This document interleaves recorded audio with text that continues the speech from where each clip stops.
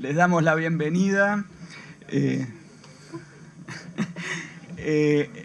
En nombre del grupo de trabajo que está trabajando para promover no solo el Pacto Mundial, sino para la generación de una red de empresas y organizaciones que promueven el Pacto Mundial aquí en Uruguay, red local que se integrará a la red de redes, pero sobre la cual se extenderá más Susana Castiglioni en su presentación. Queremos agradecerles su participación en el día de hoy.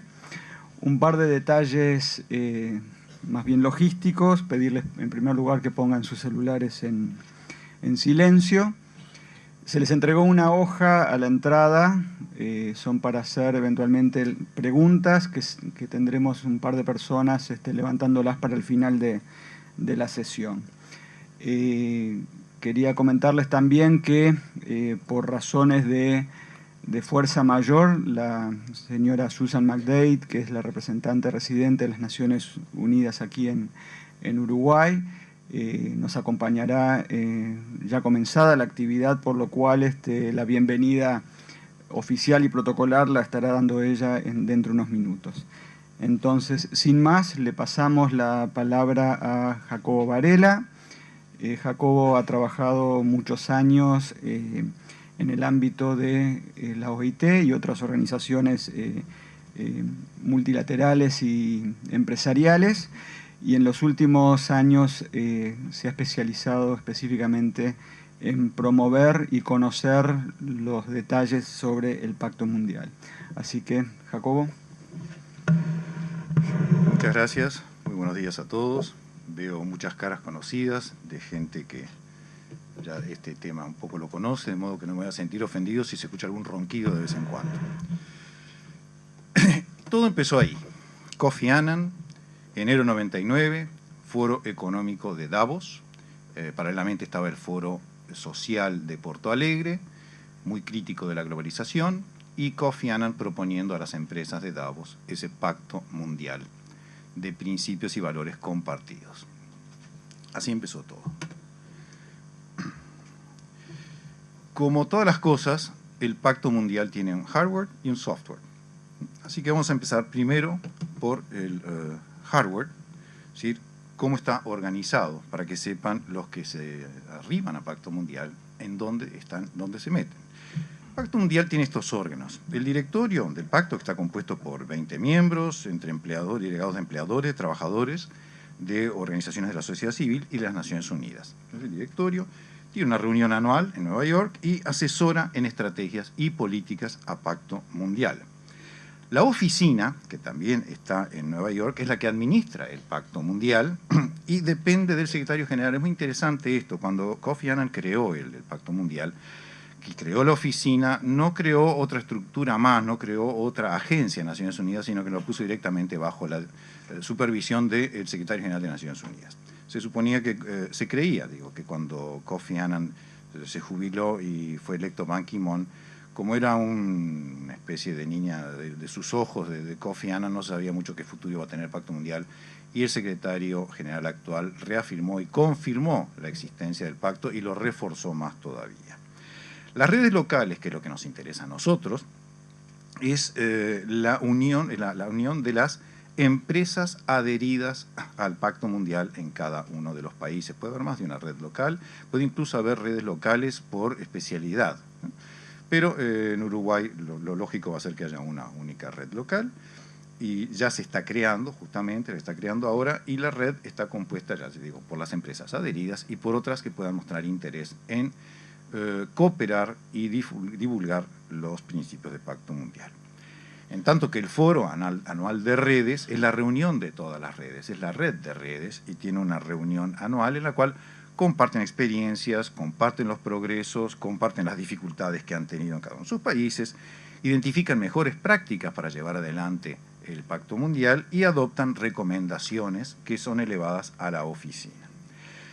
La cumbre de líderes empresariales, que elabora recomendaciones estratégicas para la conducción del Pacto Mundial, también elabora acciones relacionadas con la evolución futura del pacto, y todas esas recomendaciones van a la oficina es la que las implementa.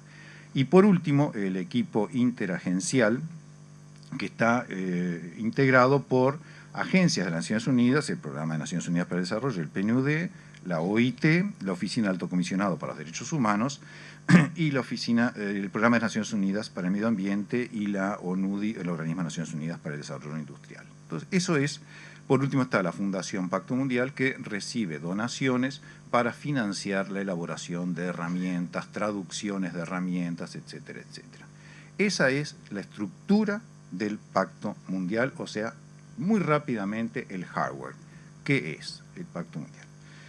Vamos a ver ahora el software del Pacto Mundial, que es la esencia del Pacto Mundial, que son los 10 principios, y vamos a planear un poquitito por arriba cada uno de ellos. Los principios están agrupados en 4 esferas o 4 temas generales: derechos humanos, derechos laborales, normas medioambientales y normas anticorrupción. Y dentro de esas 4 grandes grupos hay derechos humanos, van a ver que tiene 2, los derechos laborales 4, etcétera, etcétera. El primero de todos, que se habla ahí de la protección de derechos humanos fundamentales reconocidos a nivel internacional, emanan de la Carta Internacional de Derechos del Hombre de 1948. Son muchísimos, son muchos, y ustedes pueden pensar que la empresa, ¿qué tiene que ver con algunos de ellos? Le voy a decir, por supuesto, el derecho a la vida es el primero de todos, el primero que consagra esa carta es el derecho a la vida. Bueno, y ahí empiezan las preguntas. En la empresa, ¿puede haber alguna situación que pueda atentar contra la vida de un trabajador, por ejemplo? ¿Accidente? ¿Puede haber situaciones de riesgo? Ahí son las preguntas que uno tiene que empezar a hacerse. Derecho a la libertad y no esclavitud lo vamos a ver un poquito cuando se hable del trabajo forzado en los derechos laborales. Derecho a la seguridad. La seguridad, empezar a preguntarse, y en mi empresa, ¿estoy seguro de que todos los puestos de trabajo está atendida la seguridad del trabajador? Derecho, fíjense, a no a tratos crueles, inhumanos y degradantes. No, por favor, en la empresa. Pero hay empresas que se jactan de que tienen capataces que son duros y gente que tiene maltrato con el y tienen tratos degradantes hacia los subordinados. O también pensar un poco, a veces el personal de seguridad se puede exceder en su celo. Entonces son todas preguntas que uno dice, caramba, este documento del 48, ¿cómo puede incidir, cómo puede tener cosas que me hablen a mí y me hagan preguntarme en la empresa cómo estoy cumpliendo yo con esto? La presunción de inocencia, la no injerencia arbitraria en su vida privada, en su familia, domicilio y su correspondencia, y es el gran tema de las computadoras. Y lo que pasa con las computadoras en la empresa. La computadora, lo que tiene la computadora, ¿es de la empresa o es del trabajador de la empresa? Esas cosas hay que delimitarlas muy bien de antemano. No les voy a dar soluciones ahora, les voy a dejar preocupados, ¿no? No ataques a la honra y a la reputación. En algún momento la empresa oyó hablar de listas negras, estuvo cerca de una lista negra. El derecho a la propiedad, eso es más general. A la libertad de pensamiento y de conciencia y de religión, es decir, en mi empresa puedo estar acosando, puedo estar molestando a gente por lo que piensa o por la religión que tiene. La libertad de opinión y expresión, ¿sí? No se los voy a leer todos, son muchísimos. Y otro muy interesante es el derecho a la protección de los intereses morales y materiales que le corresponden al trabajador por razón de producciones científicas, literarias o artísticas. ¿De quién es el trabajo del trabajador? Del trabajo intelectual. Es decir, esas cosas hay que dejarlas de antemano aclaradas. Entonces, eso, como les digo, son 20 y tantos derechos diferentes, son 20 y tantas preguntas diferentes o más que la empresa puede hacerse para decir cómo estoy cumpliendo yo con eso y elaborar un plan de acción para mejorar o algunas donde encuentre que está fallando, que puede trabajar en eso. Las empresas deben asegurarse de no ser cómplices. Y ahí en Naciones Unidas hay 3 tipos de complicidad. Hemos detectado que hay 3 tipos de complicidad. La complicidad directa es cuando la empresa participa activamente o asiste a la violación de derechos humanos hecha por otros. O activamente participa o está al lado de otro que está violando derechos humanos y se beneficia con eso. Esa es la complicidad directa. Pero hay una complicidad beneficiosa, que es cuando se beneficia indirectamente por abusos que cometen otros.